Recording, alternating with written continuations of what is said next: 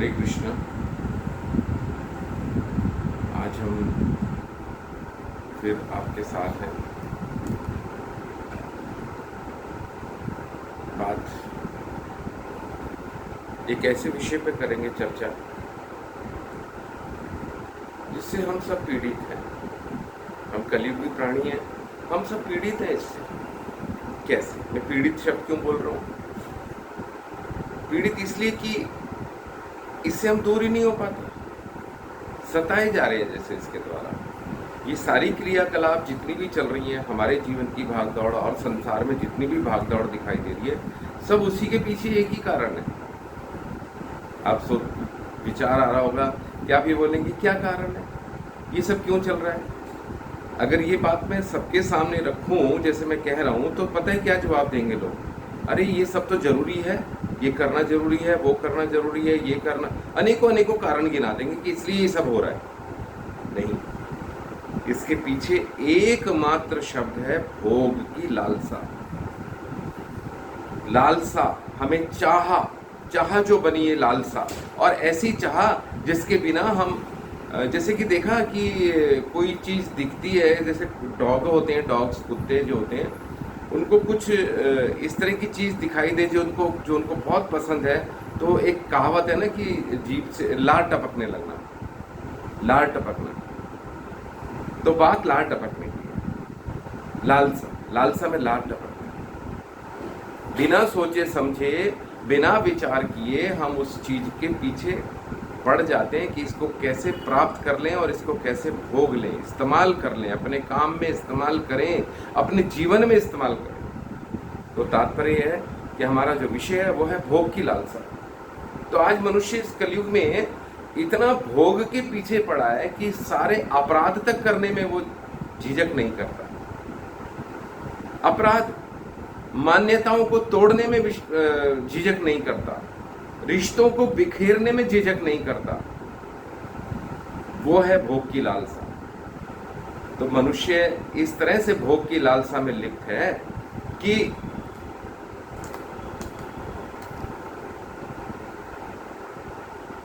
उसकी था ही नहीं है, था मतलब उसका कोई अंत नहीं है, अंत नहीं है उसकी लालसा को पूरा करने की। इतना भोग करने की लालसा जागृत है। और इस भोग की लालसा क्या कर रही है? इस भोग की लालसा हमें अनेकों अनेकों अपराध करा रही है, पाप करवा रही है। जिह्वा सबसे पहले अग्रणी है। आंखें को हमने उस लालसा में लिप्त कर दिया, लगा के रख दिया आंखों को। हम उस भोग करने की लालसा, सुंदर वस्तु, सुंदर पुरुष, सुंदर स्त्री, कोई दिखता है हम उसको बार बार देखने की चाह करते हैं, बार बार देखने की चाह करते हैं।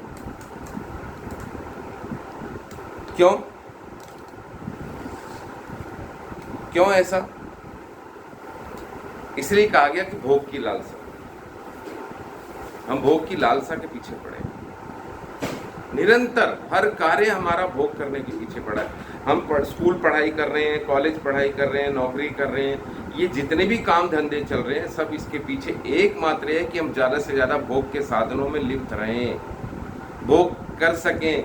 अगर मैं आज एक अच्छे रेस्टोरेंट में खाना नहीं खा पा रहा, इसकी जीभ की लालसा, जो लालचपन है, इसका जो रस टपकना, इसको पूरा करने में अगर नहीं हो, तो मैं कल उस कार्य को और ज़्यादा करूँगा जिससे मैं अच्छा से धन कमाऊँ और उसकी जिह्वा की लालसा को पूरा करूँ।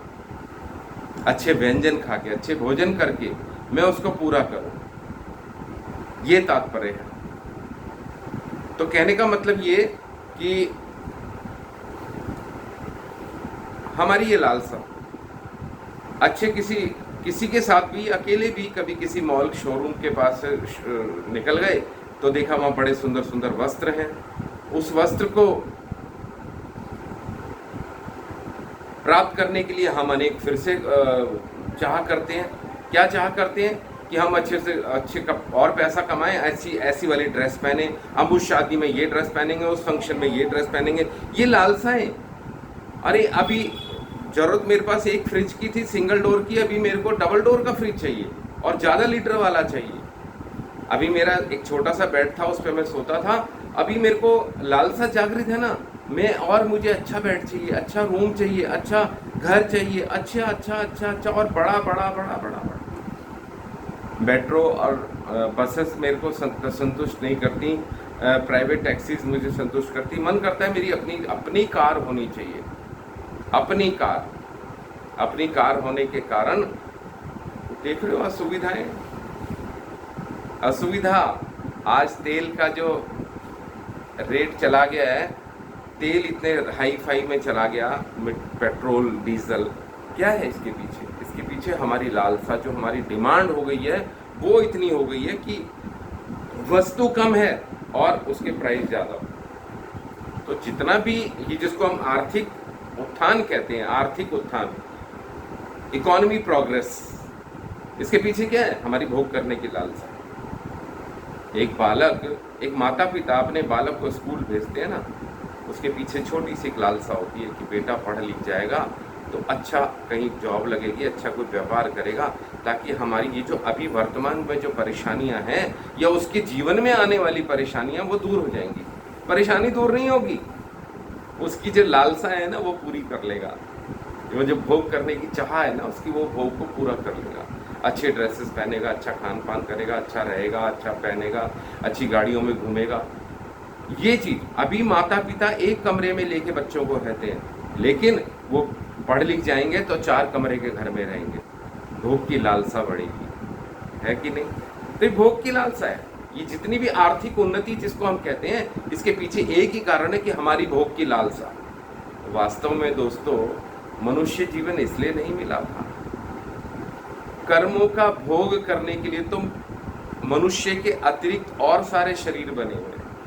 भगवान ने और सारे शरीरों की रचना करी है, अर्थात 80 लाख और शरीर ऐसे हैं, 80 लाख योनियां और शरीर है। उसमें भोग ही होता है और कुछ नहीं होता, परिवर्तन नहीं कर सकते उसमें। लेकिन मनुष्य जीवन अपने जीवन के उद्देश्य को समझने लायक होता है।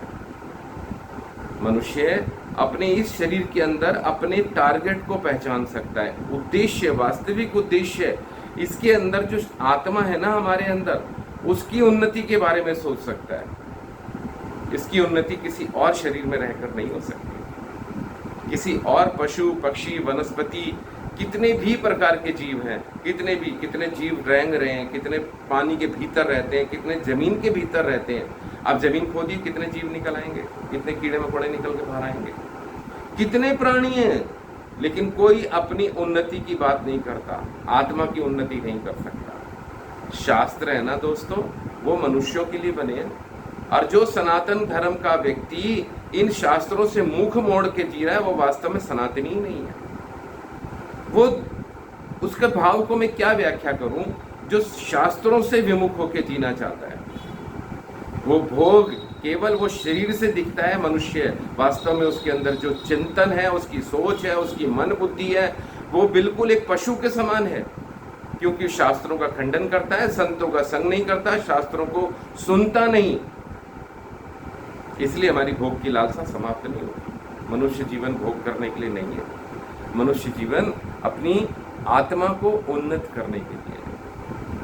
आत्मा को उन्नत करने का अर्थ है कि इस बार बार के किसी न किसी जन्म में जाने से अच्छा है कि इससे बाहर निकल जाओ। इस जन्म मृत्यु का जो चक्र है, इससे बाहर निकल जाओ। जानते हैं, भोग करने की लालसा क्या कुंती महारानी को नहीं थी, पांडवों की माता को नहीं थी? 5 पुत्रों की माता थी, 5 पुत्रों की माता थी। आज तो एक पुत्र होता है तो लालसा करके बैठ जाती है माता। एक पुत्र होने पर दुनिया भर की उम्मीदें लगा के बैठ जाते कि मेरा पुत्र बड़ा होके मेरे लिए ये करेगा, मेरा कहना मानेगा, वो कहना मानेगा। लेकिन कुंती महारानी ने ऐसा क्या करा? कुछ भी नहीं कहा, कुछ भी चाह नहीं रखी अपने बालकों से। पुत्र वधू आई, एक पुत्र वधू 5 बेटों की पत्नी एक। जब आए थे ना लेकर ब्याह के, तो माता नहीं थी साथ। माता से बोला तो माता ने कहा, तुम 5 भाई हो, बांट लो जो भी लाए हो। तब वो पुत्र वधू द्रौपदी 5 पतियों की पत्नी बनी। लेकिन कोई विवाद नहीं था दोस्तों वहां पर। आज तो एक पत्नी से विवाद हो जाता है, एक पुत्र और एक उसकी बहू से विवाद हो जाता है, सासू माँ का। लेकिन वहां एक माँ और उसके 5 बेटे और एक माँ, एक पत्नी, एक पुत्र वधू, कोई विवाद नहीं था। क्यों नहीं था? क्योंकि वहां कृष्ण बीच में थे।